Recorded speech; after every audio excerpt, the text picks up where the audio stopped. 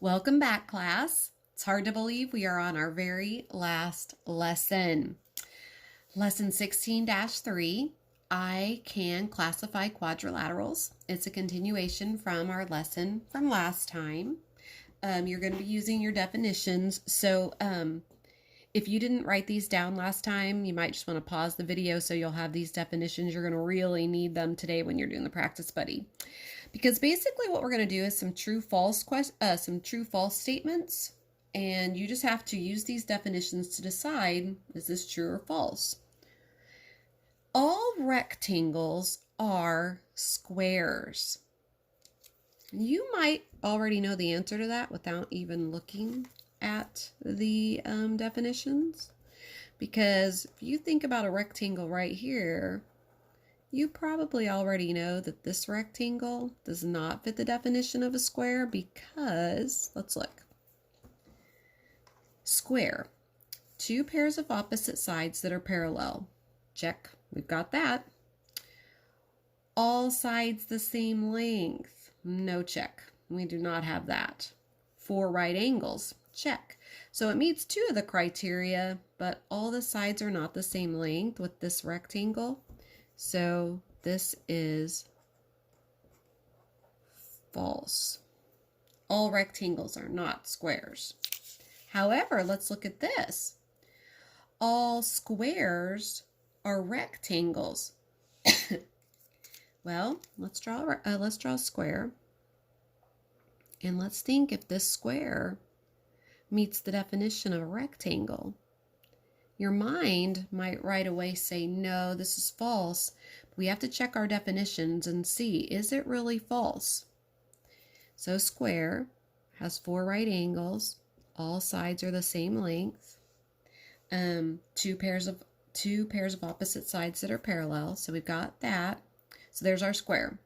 Does this square meet the requirements of a rectangle? The criteria for a rectangle. Let's look. Two pairs of opposite sides that are parallel. Yes, we have that.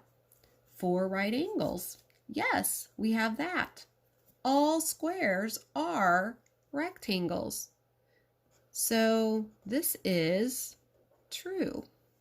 Sometimes this kind of confuses my students because you don't really grow up, like when you're learning about squares and rectangles, this is the rectangle that most teachers draw in, well, or maybe all, I don't know, in early elementary school.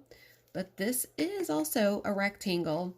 More specifically, we would call it a square, but it does meet the criteria for a rectangle. So it's kind of interesting, huh? All right, true or false? Every rhombus is a parallelogram. Every rhombus is a parallelogram. Well, a rhombus has two pairs of opposite sides that are parallel, all sides the same length. This is kind of your standard. When you think of a rhombus, this is pretty much what I think most people would draw. All the sides are the same length. And it's kind of slanted, but it doesn't necessarily have to be a rhombus, but this is just what most people would draw. So two pairs of opposite sides that are parallel, all sides the same length. So now we have to see, does this rhombus meet the definition of a parallelogram? Let's look. Two pairs of opposite sides that are parallel, two pairs of opposite sides that are equal in length. Well, all four of these sides are equal in length, so this is true.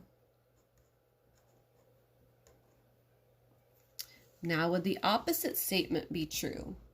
Every parallelogram is a rhombus. Two pairs of opposite sides that are parallel, two pairs of opposite sides that are the same length. What if we drew a parallelogram like this?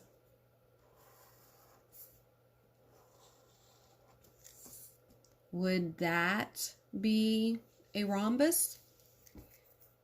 Two pairs of opposite sides that are parallel. We've got that. All sides the same length. These two sides are the same length. These two sides are the same length, but all four sides are not the same length. So all parallelograms are not necessarily a rhombus. Can you think of any other parallelogram?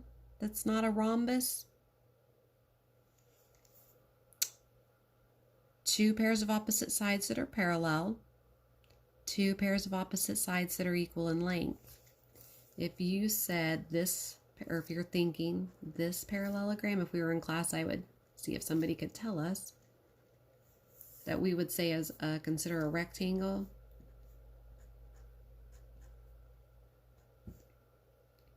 That's a parallelogram that's also not a rhombus. Okay, last one. A trapezoid can be a square. Well, a trapezoid has exactly one pair of parallel sides. It cannot have two pairs of parallel sides. Trapezoid, poor thing, is kind of the oddball out. It's kind of off there all by itself because it's the only quadrilateral here that we've talked about that has one pair of parallel sides. All the other ones have two pairs of parallel sides. So poor thing, it's just off all by itself. So a trapezoid cannot be a square.